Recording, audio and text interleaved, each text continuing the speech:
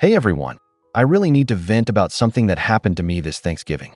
Honestly, I'm still processing it, but I wanted to share it because I just don't get how people can be this blatantly hypocritical. You all are probably going to be as angry as I was. So a little backstory. I'm Sarah, 33, and I have a son named Charlie. For the most part, I get along with my parents, but if you've been following my posts, you know there's a lot of tension between me and my sister, Emily. She's always been the golden child, perfect in my parents' eyes, and if you ask them, they'll swear that she's the better daughter. So, I've learned to just accept it. Or at least, I thought I had. When Thanksgiving rolled around this year, my parents called me up and invited me over, but they were very clear about one thing. No kids this year, Sarah. We're keeping it quiet this time. It's going to be an adult dinner. At first, I was kind of bummed about it, but then I thought, okay, maybe this will be nice. A peaceful dinner without the chaos of kids running around. I've been looking forward to some adult time for once, and I figured I'd just leave Charlie with my babysitter for a few hours. It would be a short trip. I'd go, hang out, and then come back home before he got lonely. I made sure to call my mom the night before and double-check the plans. Just confirming, you're sure it's just going to be the adults, right? I asked, even though I kind of already knew the answer. Oh yes, Sarah. We want a nice, quiet Thanksgiving. No kids running around causing noise, she assured me. With that, I thought everything was settled. I left the house the next day, ready to spend a few hours with my family, and then head back to my son. It was going to be a quick, easy trip, or so I thought. When I got to my parents' house, it looked just like I remembered. Everything was set up for dinner, the house smelled amazing, and it had that holiday warmth. I figured I'd have a couple of hours of peace with them, maybe even get some one-on-one time with my mom. But as I walked in, something immediately felt off. The first thing I noticed was the noise. I wasn't expecting the sound of kids' laughter and footsteps pounding across the floor. I stood frozen for a second, blinking in disbelief. I heard a voice call out, "Aunt Sarah? Aunt Sarah?" and looked over to see Emily's kids, 3 of them, all running in and out of the kitchen, chasing each other, playing tag, making noise, just like the chaos my parents had said they didn't want. I froze. Wait, what? I thought I was hallucinating for a second, but no, there they were, Emily's kids. Confused and slightly annoyed, I turned around to look at my mom, who was standing at the stove, stirring the gravy like she didn't have a care in the world. "Mom," I said, trying to stay calm. "You said no kids this year." She turned to me with a smile that didn't match the situation. "Oh, honey, we did say no kids, but Emily's kids are here, and they're different. You know how it is with your son." I could feel my heart racing. Different? What did that even mean? "Mom," I said, raising my voice slightly. "You told me it was going to be a quiet dinner. No kids running around because they're too loud. But this is exactly what you said you didn't want." My mom looked up at me, giving me that look she always gives when she doesn't want to have an uncomfortable conversation. "Well, your sister's kids are well-behaved, Sarah. They're quieter." I could feel my face flush. "They're quieter?" This was a straight-up slap in the face. I looked over at Emily, who was standing near the table with a smug smile, clearly enjoying the scene. "It's not a big deal, Sarah. Mom just wants a calm dinner with family, and you know, my kids know how to act." Act? My son is well-behaved. He's not perfect, but he's definitely not a problem. Yet somehow, I was the one being excluded, my child deemed too loud for the Thanksgiving table, while Emily's kids could run around causing a racket. I could feel the tears welling up. I was angry, but I didn't want to break down right there, not in front of all of them. I took a deep breath, my hands shaking. "I'm sorry," I said, my voice shaking with frustration. "But I can't do this." I turned on my heel and walked straight out the door, without looking back. I didn't even wait for my mom to call after me or for Emily to say anything else. I just left. I drove home in silence, my mind racing, my heart heavy with anger and hurt. I had been treated like I wasn't even part of the family, like my son didn't matter, like we were less than. I wanted to tell my parents exactly how I felt, to yell and scream at them, but what would be the point? I already knew where I stood with them. I wasn't going to get through to them. I wasn't going to change anything. 2 days passed. I thought that maybe the holidays would just blow over, that maybe I'd just let it go and move on.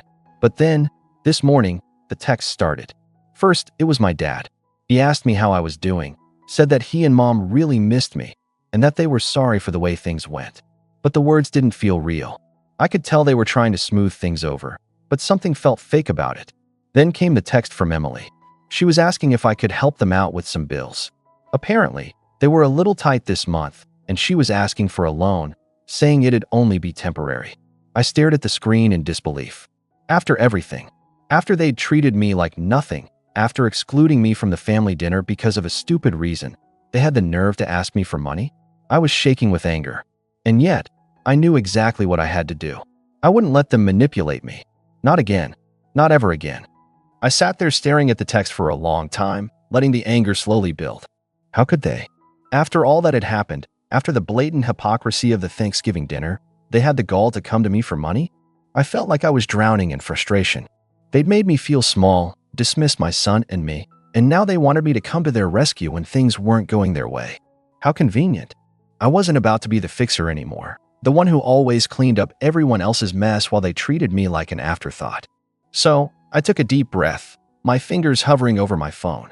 I knew what I had to do. I wasn't going to let this slide. I began typing. Emily, I saw your message. I know things are tough, but I can't help you out this time. You made it clear that my son wasn't welcome at Thanksgiving, and I've got no interest in being treated like an outsider anymore. I've helped you guys enough, and you've taken advantage of my kindness for too long. I'm done. I stared at it for a second before hitting send. My heart pounded in my chest, but I knew this was the only response that made sense. There was no way I could keep enabling their behavior. I wasn't their bank, their emotional punching bag, or their doormat anymore. The reply came almost immediately. Sarah, please don't be like this. You're family. I didn't mean it like that. I was just asking for a little help. We've always helped you, right? We've always been there for you when you needed us. I could feel my blood boil again. They've always helped me? When? I couldn't remember a single time my parents or Emily had actually had my back. Sure, they'd made an effort every now and then, but it was always on their terms, always when they wanted to look good. I could see right through the manipulation. Emily was trying to guilt-trip me, trying to get me to feel bad for standing up for myself. But I wasn't falling for it anymore. Not this time. I took a moment to breathe, then typed back. You've never been there for me, Emily. Not when it counted. You don't get to use me when it's convenient for you. If you need to figure things out, you'll have to do it on your own. I won't be part of this toxic cycle anymore. I hit send, feeling a strange mix of relief and frustration. I knew that what I had just said would likely stir up a storm. It wasn't going to be easy, but I couldn't keep letting them walk all over me. And then, like clockwork, my phone started blowing up. First, it was my dad again, asking me to consider the family and think of how things used to be. Then, it was a call from my mom.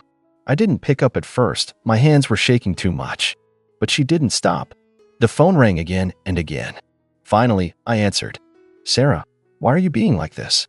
Your father and I are upset. We've always been here for you, my mom said, her voice softer than I expected. Really? You've always been here for me? I replied, feeling the anger in my voice rising again. You told me my son wasn't welcome at Thanksgiving, and you still haven't apologized for it. You treat me like I'm not part of the family, but you want me to bail you out when things are tough? It doesn't work like that. There was a long pause on the other end. I could hear my mom sigh, a sound I knew all too well. It was the sound of dismissal. Sarah, it's not like that. You've always been a bit dramatic, she started, but I wasn't having any of it. No, I interrupted. You don't get to call me dramatic after what you did. You told me my kid was too loud. That's what this is about. I've been your daughter for years, and this is how you treat me? You don't get to act like nothing happened and expect me to just let it go. I could hear my mom's voice cracking as she tried to smooth things over. Please, we're sorry. We just didn't want it to be too loud. I laughed bitterly. You didn't want it to be too loud? But Emily's kids can run around and scream, and that's fine. You're so full of it. I could feel the tears threatening to fall again, but I fought them back. I wasn't going to let them manipulate me into feeling guilty. Look, Mom, I'm done. I've had enough. I'm not your fallback anymore. I'm not your plan B for when things go wrong. Don't call me again unless you're ready to apologize. Really apologize. The line went quiet for a few seconds, and then my mom sighed again, almost as if she was trying to let me off easy. We'll talk later, okay? Yeah, we'll see, I muttered, hanging up the phone. The rest of the day passed in a blur. I went to bed feeling angry, betrayed, and exhausted. My phone was silent after the call with my mom, but I could tell it was only a matter of time before they tried again. They always did. It wasn't just the Thanksgiving thing that hurt. It was everything leading up to it. The way they'd always made me feel like I was second-rate compared to Emily. The way they'd put her on a pedestal while I was expected to just swallow my pride and play along. I was sick of it. And then came the next message, this time from Emily again. Sarah, we really need your help. Things are getting bad, and we don't have anyone else to turn to. Please, just this once. I swear I'll make it up to you. I sat there for what felt like forever, staring at the text on my phone.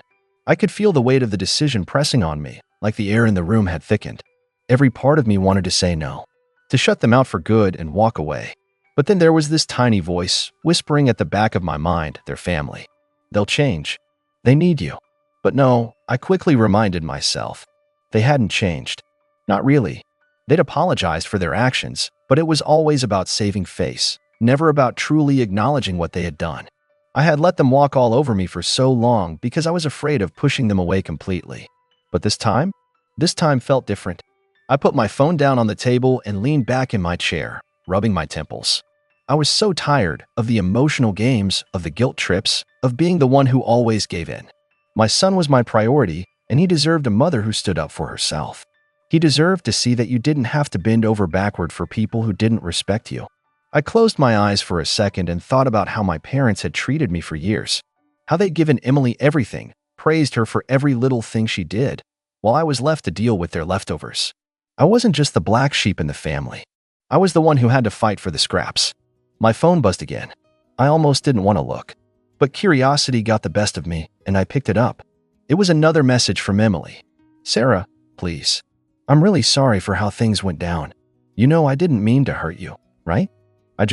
Things have been hard lately. The kids, the house, everything.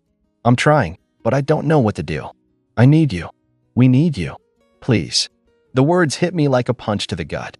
She was trying to guilt trip me again. Trying to make me feel like I was the one abandoning her when she was the one who'd turned her back on me all these years. We need you. How many times had I heard that before? Only to be left out in the cold when it was time to step up. But this time, I wasn't falling for it. I had to put my foot down, and I had to stay firm. For myself. For my son. I took a deep breath and typed my response. I'm sorry, Emily, but I'm not going to keep enabling this. You've made it clear that I'm not welcome when things aren't going your way. I've helped you before, but I'm done now. I've got to take care of my own, and that doesn't include being the one you turn to when you need something. You've made your choices, and now you have to live with them. I hit send without looking back. It felt liberating and terrifying. I knew this was the breaking point. This was the moment that could change everything.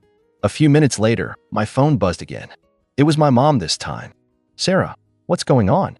Why are you shutting us out? We're family, and we've always helped you, even when you didn't ask. Don't do this. I stared at the message for a while, letting the words sink in. We've always helped you. Again, the same old story. I'd heard it so many times that it barely even registered anymore. They always acted like I owed them something, like they'd done so much for me when in reality, it was the bare minimum. I took a breath and dialed my mom's number. I wasn't going to keep going back and forth with texts. I needed to hear her voice one last time, hear how she would try to manipulate me into giving in. When she picked up, there was a calmness to her voice, but I could tell she was starting to get frustrated. Sarah, please. I don't know why you're doing this. We've always been there for you. We're your family. Always been there for me? I repeated, my voice rising. You haven't been there for me. You've been there for Emily. You've always put her first, and you've made me feel like I was just some backup. Well, I'm done. I'm done being the second choice. I'm done being your safety net. I'm done. I could hear her take a sharp breath. Sarah, don't say that. You don't mean it. We can work this out. We're family. You're overreacting. Don't be dramatic. My heart skipped a beat, and my anger flared. Dramatic? Really? After everything they'd put me through, that's what she was going to say? I'm not overreacting. I shot back. I've been patient for so long. I've let you walk all over me, and I'm not doing it anymore.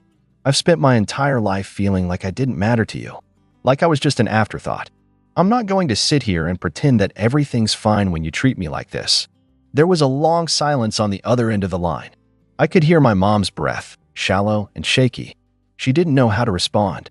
And for the first time, I didn't feel bad about it. You don't understand, Sarah, she finally said, her voice breaking. We're just trying to help. It's not easy for any of us. No, you're not, I replied, voice firm. You've never been about helping. You've been about controlling. She didn't say anything after that.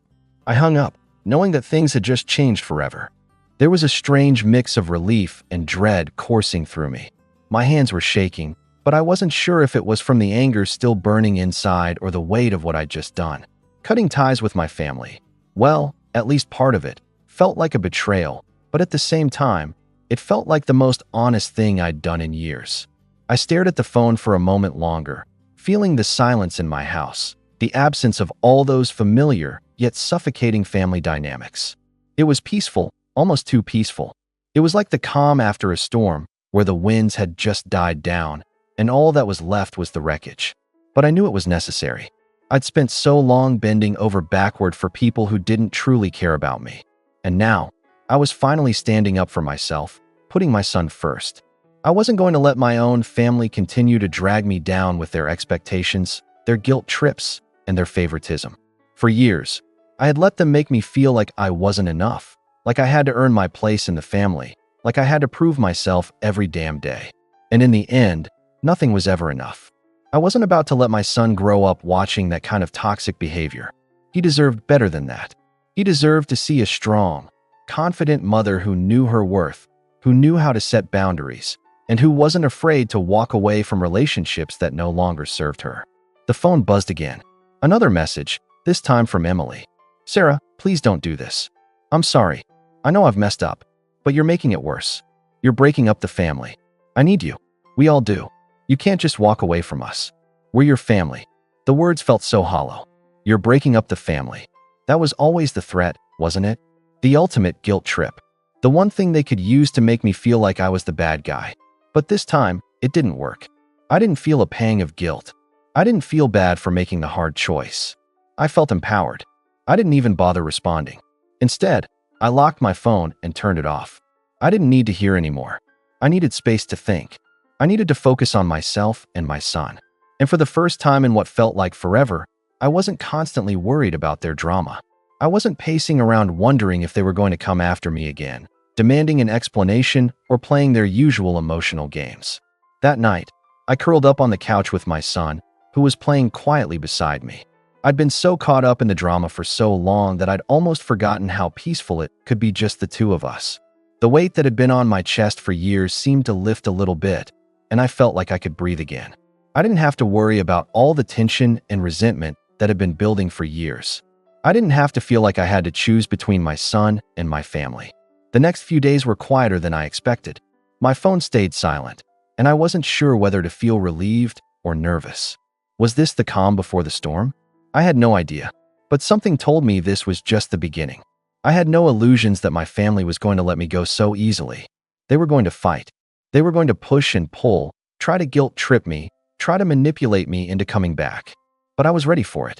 A week later, the inevitable happened. My mom showed up at my door. She didn't knock. She didn't call first. She just appeared on my doorstep, her face pained but determined. I could see she'd been crying, her eyes red-rimmed. But I wasn't going to fall for it this time. Not this time. I crossed my arms and leaned against the doorframe, studying her without saying anything. Sarah, she began, voice soft and wavering. You can't just do this. We're your family. You can't cut us off like this. I've been calling, but you won't answer. I need you to understand. I do understand, Mom. I replied, my voice steady. I understand that you've always made me feel second to Emily. I understand that no matter what I do, it's never enough. And I understand that if I keep allowing myself to be treated like this, nothing will ever change. Her face twisted in shock, like she didn't know what to say to that. She took a step back, as though my words had physically pushed her away. You don't mean that, she said, almost pleading. You can't. You're just upset, and I get it. But you don't understand what you're doing. This isn't just about you and Emily. This is about the family. No, it's about me, I snapped. For once, it's about me. And I'm done. I've spent my whole life trying to be good enough for you, for Emily. I've tried to be everything you wanted me to be, but it's never been enough. I've had enough of the games. I've had enough of the drama. And I'm not coming back this time. Her eyes filled with tears, and for a split second, I almost felt guilty. But I shook my head, willing the feeling away. I couldn't let myself fall back into the same old cycle of manipulation and guilt. I love you, Mom, I said, my voice softening just a bit. But I need to love myself more. I need to stand up for what's right for me. And right now, that means walking away. She stood there for a long moment, staring at me, her face a mix of disbelief and sadness. But I didn't flinch. I didn't apologize. I didn't back down. Finally, she turned and walked away. There were no more words, no more guilt trips. And as she disappeared down the driveway, I closed the door behind me, locking it without looking back. I knew it wasn't going to be easy. The road ahead was going to be tough. But I had made my decision, and there was no going back. For the first time in a long time, I felt like I was finally in control of my own life. No more manipulation, no more guilt. Just me, my son, and the peace I had earned. And I wasn't going to let anything or anyone take that away from me. It was over.